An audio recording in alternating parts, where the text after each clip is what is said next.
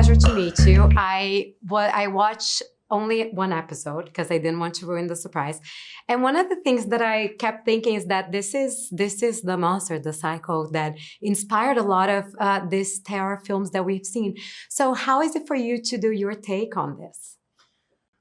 Really great. I mean, you know, there's never been, I don't think, a really sincere deep dive investigation of who Ed was. There've been a lot of the films. I mean, as you said, Psycho was based on a book called Psycho that was directly based on Ed, but you know, they took a lot of license and fictionalized that and made it their own thing. There's not been a high level film made actually about Ed Gein before, so it felt kind of like new territory in a way, and always both wonderful to play a real life character because there's enormous amount of research that can be done and things that you know that don't need to be invented in a way another character might, a fictionalized character might be. But then there's also comes the responsibility of that you know, you want to find the truth of it and tell it as honestly as possible.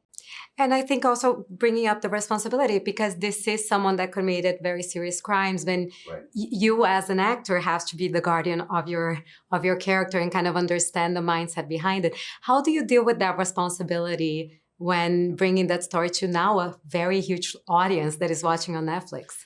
I mean, I think it's twofold. Like, I think it all comes down to trying to find the truth.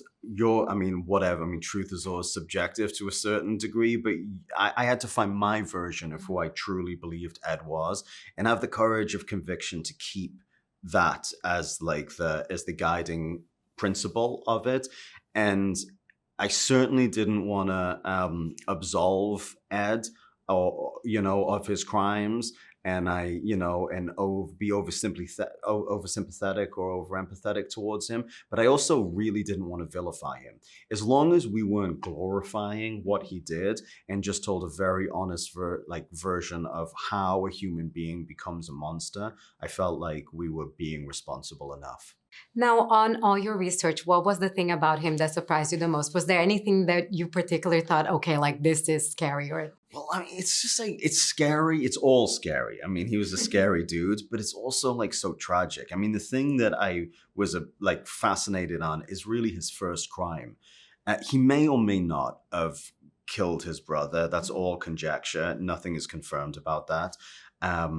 But there is certainly a chance that he did. But if you take that out of the equation, he lived for 43 years without ever committing a crime. His mother died, who was his only friend and only his only real contact with the world was through his mother. And she died when he was 41. And he was so alone and so lonely and missed her so much that his first crime was to go to the cemetery to dig her up.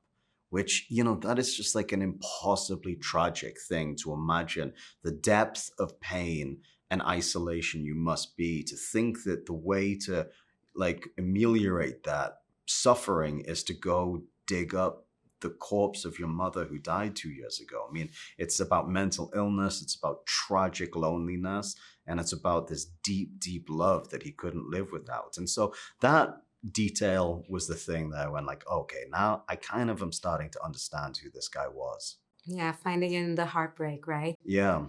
Well, thank you so much.